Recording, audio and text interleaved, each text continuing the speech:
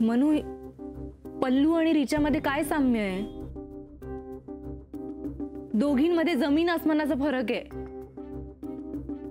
पल्लू मूर्ख होती, पण रिचा नाहीये तशी. रिचा मूर्ख नसती ना ताई, तर ही वेळ आलीच नसती. तुला असं वाटतं मनू, पण माझा विश्वास आहे रिचावर. विश्वास तुझा पल्लू ताईवर सुद्धा होता, तोडला ना तिने तो. मनू, तू घाबरवतेस आता मला. नाही, बहीण म्हणून तुझी बाजू घेत नाहीस असं म्हणतेस ना, म्हणून तुझीच बाजू घेऊन तुझा विचार करून अलर्ट करते मी तुला. ताई, त्या रिचावर माझा काडीचा विश्वास नाहीये. ती जर प्रामाणिक असती ना, तर ती तुला कन्व्हिन्स करायला आलीच नसती. आणि पचकण्याच्या बाबतीत म्हणशील तर पहिल्यापासूनच पोटात काही न ठेवणे ही तर तिची खासियत आहे. नाही नाही,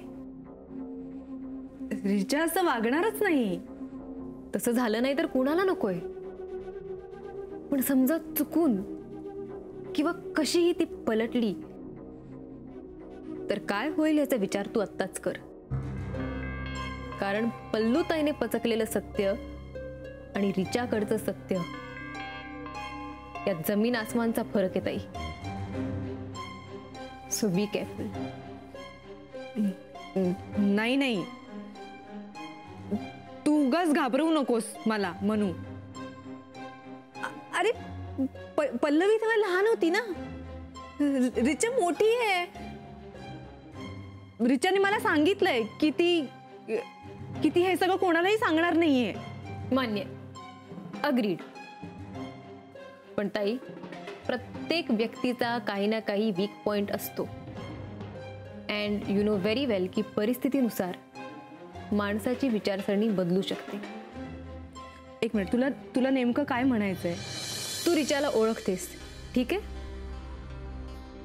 पण गेले कित्येक महिने तुझा आणि तिचा काहीच संबंध नव्हता. तिने कधी विचारलं तुला मधल्या काळात काय झालं तुझं पुढे? तुला तरी माहिती का ती इतके महिने काय करत होती ते? इथे आल्याला मात्र तिने तुझ्याबद्दल चौकशा केल्या. तिच्यावर किती विश्वास ठेवायचा हे तू ठरवता. मला विचारशील ना ताई, तिच्याबरोबर कितीही गोड असली तरी ती तशी धूर्त मुलगी आहे. ओके, मान्य आहे, पण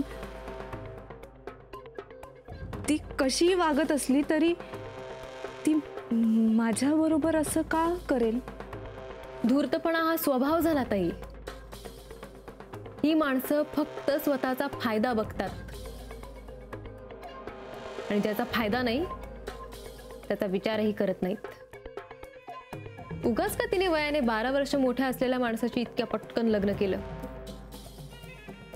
तो US चा आहे, पैसेवाला आहे. ज्यांना पैशाचं ऐकण्याची सवय असते ना, त्यांना दुसरं काहीच ऐकू येत नाही. सो लक्षात ठेव आणि पुन्हा एकदा स्वतःला विचार की तुला नक्की खात्री आहे ना की ती तुझ्याच बाजूने उभी राहील म्हणून?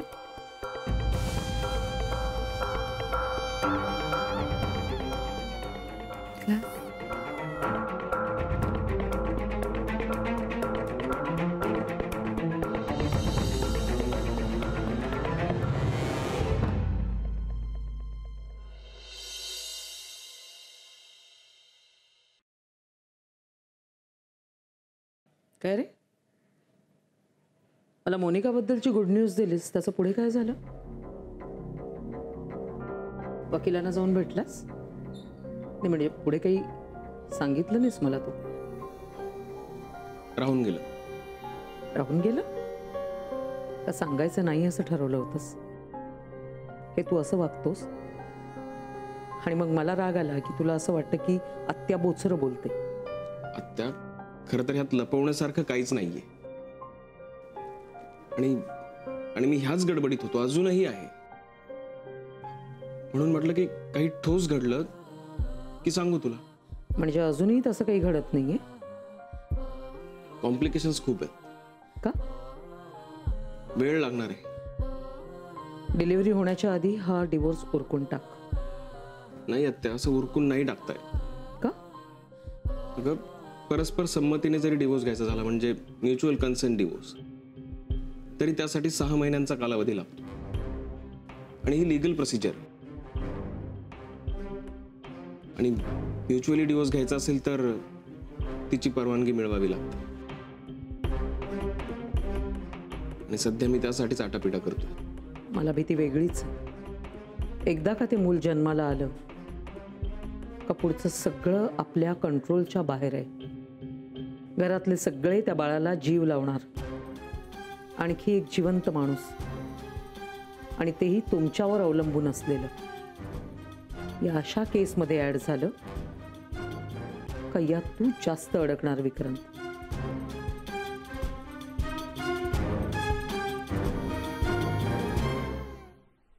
एक विचारू? विचारा ना.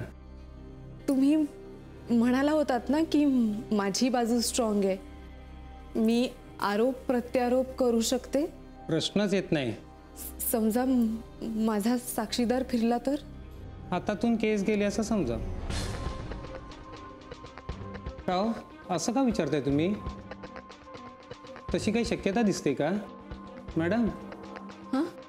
मग हा साक्षीदार हातातून जाऊ देऊ नका. आणि साक्षीदार फिरून जर समोरच्याच्या बाजूने गेला तर? नाही, जनरली असं होतं म्हणून मी सांगितलं. नाही होणार असं. आणखीन एक गोष्ट, काहीही झालं तरी ही केस डिलिव्हरीच्या आधी संपायला हवी. तर डिलिव्हरी नंतर DNA टेस्ट होऊ शकते. आणि जर ती टेस्ट झाली तर मग आपली बाजू पूर्णपणे उघडी पडेल.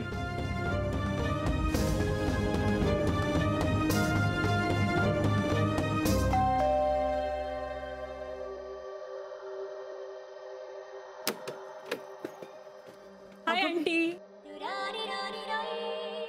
रिचा, तू कशा आहात? मी बरी आहे. ये ना आत, ये. बस मी पाणी आणते.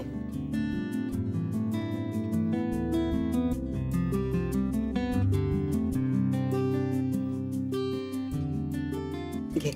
थँक्यू. अगं, मोनिका घरी नाहीये, म्हणजे ती सध्या माहेरी गेलीये. हो, मला माहिती आहे. मी मोनिकाला भेटायला आलेच नाहीये. मी तुम्हाला भेटायला आले. हो का? बर बर. Hi Geeta aunty. आंटी काय? Okay, sorry. Hi Geeta. Hi, कशी आहेस? मस्त. हा, तू काय म्हणत होतीस? तू आम्हाला भेटायला आली? का म्हणजे? कारण मला माहिती आहे मॅटर्निटी फोटोशूटचा अल्बम पाहायला तुम्ही किती जास्त एक्सायटेड आहात ते. अगं बाई, अल्बम आला? ऑफकोर्स आला, आणि तो तसाच मी इथे घेऊन आली आहे तुम्हाला दाखवायला. म्हणजे बिल मी पे करून टाकलंय आणि मोनिकाला नंतर दाखवेल. मला तुम्हाला पण भेटायचं होतं ना. I really enjoy talking with you guys. ए बघू ना अल्बम.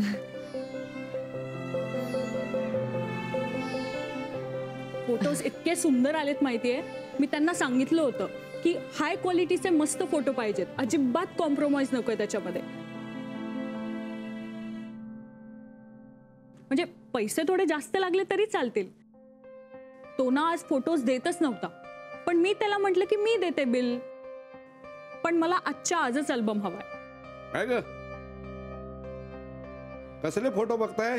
अहो ते मोनिकाच्या मॅटर्निटी फोटोशूटचे नाही का फोटोज काढले होते आपण. डोहाळ जेवणाचे. हो आले का? वा वा वा. हाय नानू मामा. मला काही म्हणालीस? ही पोरगी फार धक्कादायक आहे बाबा. नानू मामा, नाही म्हणजे काय एकदम अचानक येऊन इथे धडकली, फोटोचा अल्बम काय घेऊन आली? माझं काही चुकलं का? अगं नाही नाही नानू मामा, तिला अचानक अल्बम हातात मिळाला आणि ती एक्साइटेड होती आपल्याला सगळ्यांना हा अल्बम दाखवण्यासाठी, म्हणून आली. सरप्राईज दिलं म्हणून फोन नाही केला. हो ना, म्हणूनच तर मी आता बिल पण पे करून आली आहे. अलका, हा ही सारखं सारखं बिल दिलंय बिल दिलंय बिल दिलंय म्हणून म्हणते, एकदा तिला पैसे देऊन टाक. हो हो देऊया ना. विक्रांत आला की मी त्याला सांगते. हा नाही नाही नाही, काही काही नाही. संध्याकाळपर्यंत दिले तरी चालतील. आणि बिझी असेल ना विक्रांत आता. हो ना गो. आणि मोनिकाला पण भेटत नसेलच ना. नाही नाही, भेटतो ना कधी कधी. तरी पण मला असं वाटतं, तो कामात, ती तिथे. का ग बाई, तुला काय एवढी काळजी? हा, नानू मामा, माझी मैत्रीण आहे ना ती. नानू मामा, आणि वाटत असेल तिला हो तसं. बाकी घरी सगळं ठीक आहे ना? म्हणजे म्हणजे काही नाही, मी आपलं सहज विचारलं. हो का ग? नाही नाही, असं काही नाही. तो फोटो बघा ना, तो फोटो खूप छान आलाय.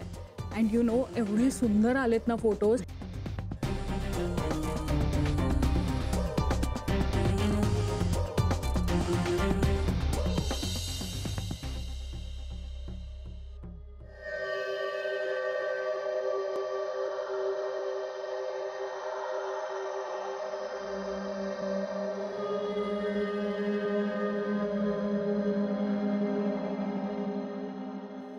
आपण बोलूया का?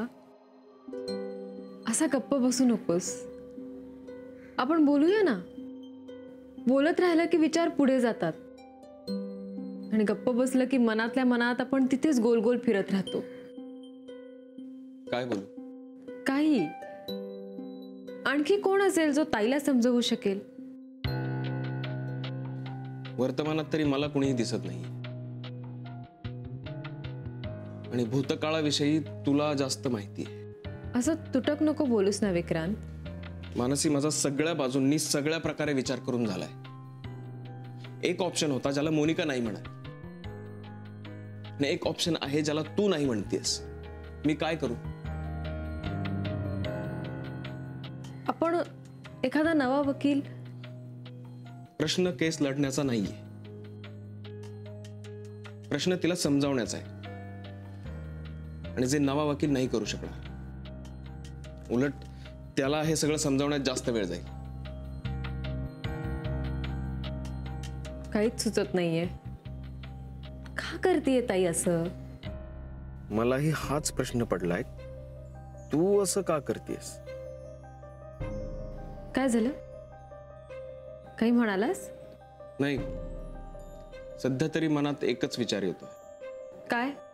या क्षणी तरी मला ही केस लढली जाणार आणि त्यात सगळे भरडले जाणार असंच दिसतंय,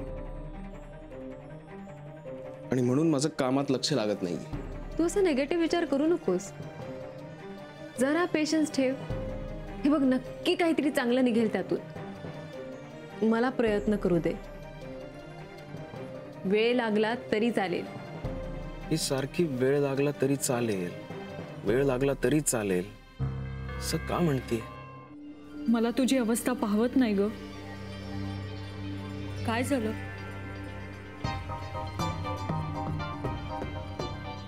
मोना, मला तुझी खूप काळजी वाटते. सिरियसली. काय झालं मोनिका? तू काहीच का नाही बोलत आहेस?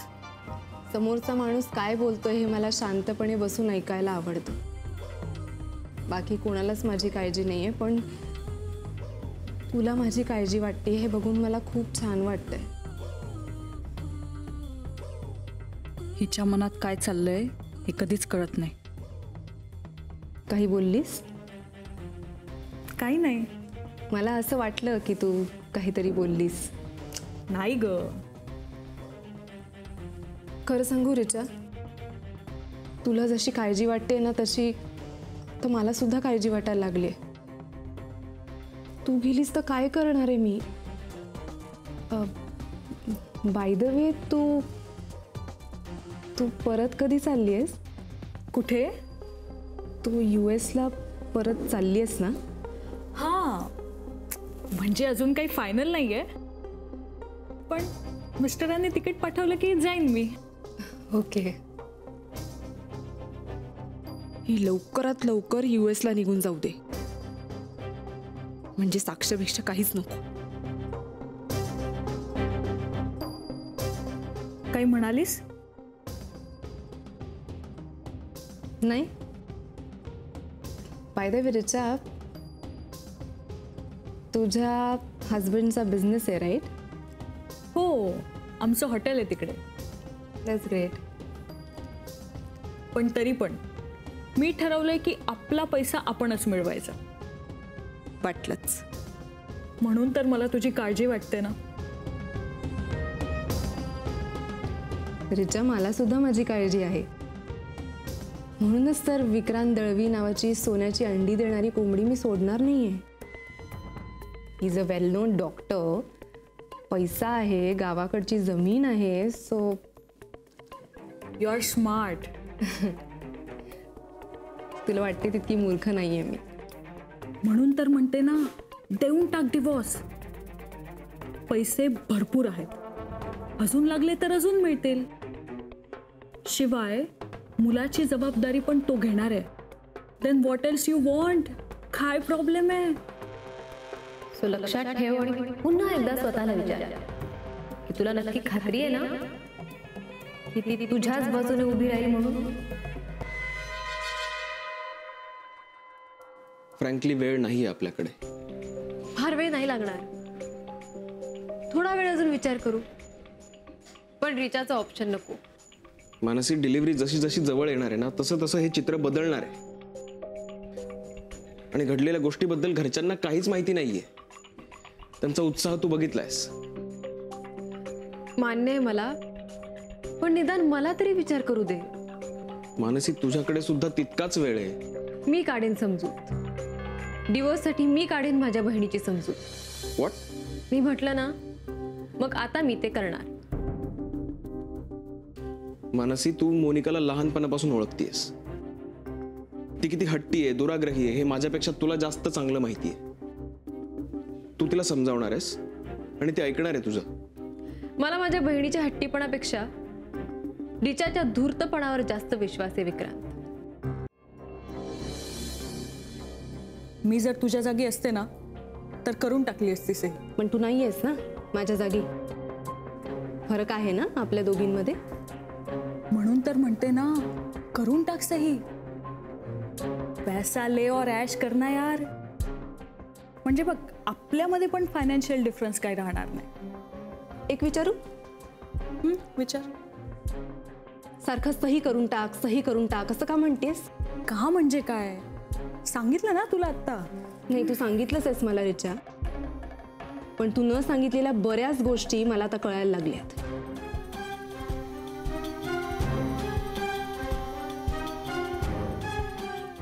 म्हणजे जेव्हा आपल्या सोबतचा माणूस समोरच्याच्याच फायद्यामध्ये आपला फायदा आहे हे पटवून द्यायला लागतो ना, तेव्हा आपल्याच माणसामुळे आपल्याला तोटा तर होणार नाही ना, हा प्रश्न पडतो. हे बघ मोनिका, मी तुला आधीही सांगितलंय आणि आता परत सांगते, जे काही बोलायचं असेल ना, ते सरळ आणि स्पष्टपणे बोलायचं. आवाज खाली.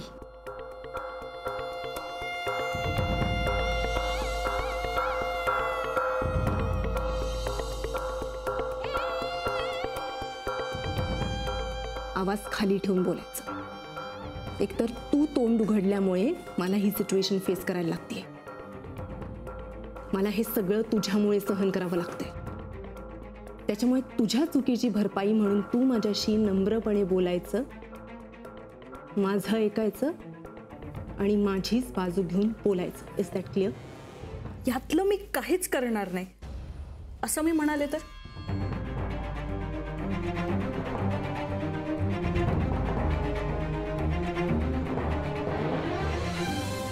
माझ्यासारखं वाईट कोणीच नसेल. वाकड्यात शिरू नकोस. धमकी देतेस? समजवते. मग समजवण्याची ही पद्धत आहे ना, ती बदलायची. नम्रपणे शहाण्या मुलीसारखं समजवायचं.